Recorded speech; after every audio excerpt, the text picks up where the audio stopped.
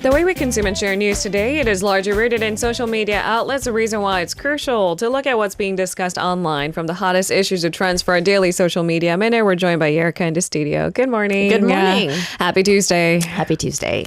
All right. It is with a heavy heart. We begin with one of the most, I guess, pressing issues that is engulfing the country. Rising deepfake crimes is sparking a national outcry in South Korea for better restrictions, better punishments, better surveillance. That's right. Fear is definitely spreading across the country over a surge in deepfake crimes. So explicit images are being created by digitally merging women's faces with pornographic content. And we're not just talking about, not that this is warranted either, but famous people, but we're talking about people actually asking for a deepfake to be created based on someone that they know, for example, taking images off social media, for example, to do that. So recently, videos featuring the faces of female students from Seoul National University and Inha University, as well as select middle and high school students, have been circulating online. You can only imagine the criticism it faces. That's right. On social media, many reports have been emerging about these Telegram chat rooms suspected of creating and sharing fake explicit videos using the faces of just regular women, right? And on Monday, terms like victim lists, face photos, and our area were trending on X. So online communities are now flooded with reports, allegations about these deepfake crimes. Lists of victimized schools and perpetrators' IDs are being shared as well. Some are even calling on the government to declare the situation a national emergency. Because it just feels like a tip of the iceberg, doesn't it? The victims include not just university students, but also middle and high school students. So we're talking about minors, teachers, and even female soldiers. That's right. I heard from a couple of students yesterday that their former school is actually on this list. So, a list of schools and regions where these illegal deepfake videos have been created or circulating. More than 100 schools have, 100 schools for now, have reportedly been affected. Additionally, numerous Telegram chat rooms targeting specific schools and regions have also been created. And these chat rooms have thousands of participants. Now, in these so-called shared acquaintance rooms, participants exchange information about specific women they know, and they create and distribute deepfake videos of them. A search on the Telegram channel search tool Telemetry revealed a university shared acquaintance room with more than 3,500 subscribers, along with other similar channels, all with really large followings. So as we've alluded to, you can imagine how they piece together these deepfakes of videos or photos, right? The perpetrators save photos of their victims from social media platforms like Instagram, especially if it's made public, use them in their crimes. In some cases, at least in interviews I've seen, even in a private Instagram, friends and acquaintances, even families, which is really shocking. Known to share images. That's perpetrators are sharing photos of their sisters, their mothers. And their female friends. It's disgusting. Now, links to bot programs that assist in creating deepfake videos are also being shared in these chat rooms, making it all too easy to create deepfake content. Yes. Now, another alarming development involves a Telegram chat room called, I translated it, Military Supply Depot Waiting Room, with over 900 members, mostly active duty soldiers, that are sharing deepfake videos of female soldiers. Now, the group derogatorily refers to these women as military supplies. And in order to join the chat room, members have to submit personal information about female soldiers, including their photos in uniform, their phone numbers, rank, and also age. Oh, all right. Yeah, it's really disturbing, isn't it? It really is. And it's getting more serious. Again, this might just be the beginning, tip of the iceberg. Now, as deepfake content continues to spread nationwide, people are being advised to remove their profile photos and set their accounts private. Now, that's clearly not a solid plan to tackle this issue on a deeper level. The thing is, staying off social media, like me, it doesn't necessarily protect individuals from, becoming targets of these types of crimes. Anyone can become a victim, and the perpetrator might be somebody you know, which is the most disturbing part of this all. I think that is the most disturbing part of it all. Yeah, and now the number of perpetrators for now is estimated to be around 220,000. This is according to the latest news reports.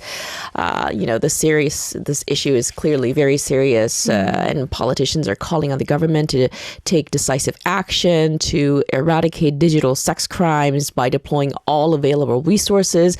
Not sure how they're going to go about this because it's such a huge issue. Absolutely. Yeah. And the problem with Telegram, the reason why Telegram CEO and founder was arrested just after Paris is that it goes unnoticed until it's too late. Exactly. So first, we must tackle the technology there. But in the meantime, how can local governments intervene? Yeah. Anyways, the police for now, together with the Seoul Metropolitan Office of Education, plan to implement preventive education in schools to, start to address these crimes and inform students about the legal consequences of their actions. All right. There seems to be a lot of moving parts there because we might be talking about changing standing laws, right? Making sure that police have the resource to investigate, right? But in the meantime, discouraging people from uploading pictures of themselves on social media.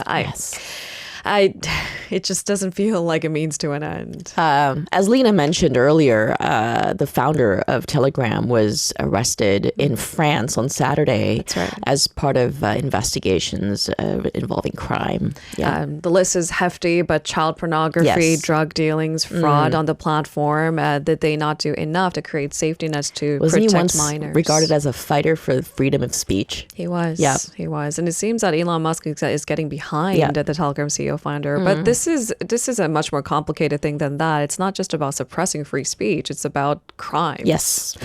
All right, we'll leave it there for now. Certainly not the end of it. Let's move on to our second buzzword this morning. Jackie Chan. Oh, where have you been? He's to carry the torch ahead of the Paris Paralympics opening ceremony this week. That's right. So Hong Kong-born martial arts actor, global star Jackie Chan has been named one of the torchbearers in the lead up to the opening ceremony of the Paralympic Games in Paris. Jackie Chan is 70 years old this year, and he's world famous for his stunts, acrobatic fight scenes, and he's going to carry the flame on Wednesday afternoon in the French capital, just hours before the opening ceremony. There are other famous people and athletes involved in the torch-carrying event, including French actress Elsa Silberstein and dancer choreographer Benjamin Millepied. They're also taking part in the torch relay. All right. So as with the the Paralympic opening ceremony, Wednesday's event is going to take place beyond the confines of the State of France. That's right. There's going to be a parade down the Champs-Élysées to the Place de la Concorde in central Paris. It's not even fair how much monuments that they have. I know, right? The flame is going to be lit on Saturday was lit on Saturday in Stoke Mandeville in the UK. And this is the historic birthplace of the Paralympic Games. The flame arrived in France via the Channel Tunnel on Sunday. Now, the flame is currently, as we speak, continuing its journey where it was multiplied into 12 Paralympic flames, which is going to be carried by a total of 1,000 torchbearers in around 50 towns in 12 simultaneous relays. Now, these 12 relays are going to converge in Paris, where the flame is going to arrive on Wednesday. That's tomorrow, probably late tomorrow, Korea time, for the opening ceremony. All right. So keep your eyes peeled for the Paralympic Games. It's just getting its start. Jackie Chan is 70? Yes. Oh. He's looking great, by the way. He's going to jog with a torch. Yes. All right, on to our final story this morning. A woman, apparently 102 years young, becomes Britain's oldest skydiver. Yeah. She took a 102? jump. Yeah, 102. You heard that correctly. She took a jump on Sunday at Beccles Airfield in the UK to celebrate her birthday. And she's previously taken on other rather daring challenges, including when she drove around in a Ferrari at 209 kilometers per hour. That's 130 miles per hour for her 100th birthday. Oh my God. She told a radio show immediately after she jumped that she was breathless from the experience. And she said this: "It was a bit scary. I must admit, I shut my eyes very firmly. I just want other people who are getting towards 80 or 90 not to give up anything. Just keep going." The photo of her jumping with her eyes shut, it's just adorable. I saw it. It's so Right? lovely. And the Yeah. fact that she had the courage to do this 102, Yeah.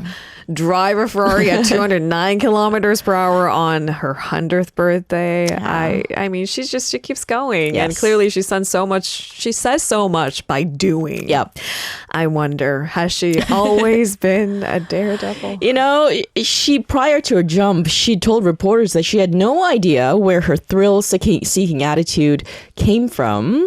But she did say that at 102 years old or young, she is lucky to be fit, healthy, and well. And she said that she doesn't want to waste that, you know? Okay. Yeah. So like a newfound energy at 100. Right, exactly. She once served in the Women's Royal Naval Service during the Second World War, but she said she had never considered a jump. Okay, so she's courageous by every measurement. I wonder. So if she didn't want to jump at like 50 or 80, Yeah. why does she Or want to 20 jump at even? Right. Yeah. I didn't want to jump at 20.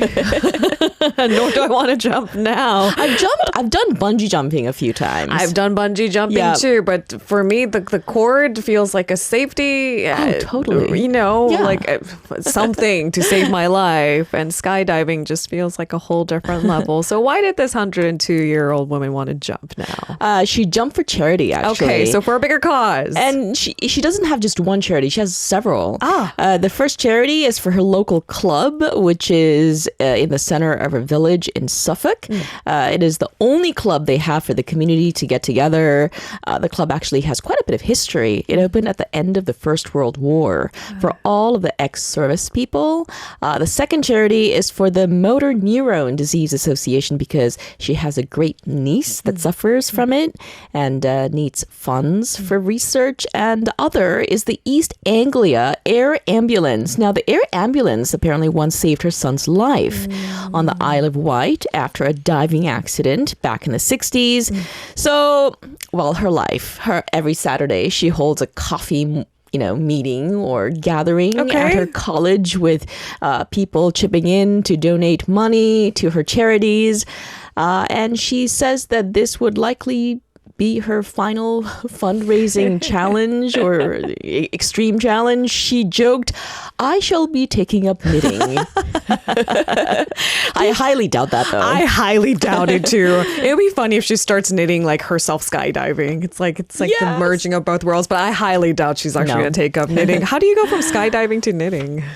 It doesn't sound very, I don't know. It doesn't sound very savory to me. Did your grandma knit? My grandmother did not knit. I don't think so. I don't remember. My grandmother is definitely not this level daredevil, but she's definitely more outdoorsy. I think my grandmother too. Yeah? Yeah. I am a bit of a daredevil. I think I get that from my grandfather, though. Yeah. My late grandfather that I never met. And it seems that Mrs. Bail, her son, also went scuba diving, and he also had his own set of experiences. So it runs in the blood. Yes. It runs in the family. Yeah. All right. Something Such a to great celebrate role this model. morning, isn't it? Yep. 102 in skydiving. What do we have to fear? Nothing. Thanks, Eric. I'll see you tomorrow. See you tomorrow.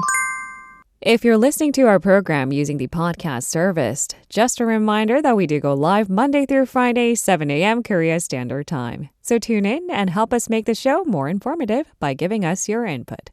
See you bright and early on Good Morning Seoul.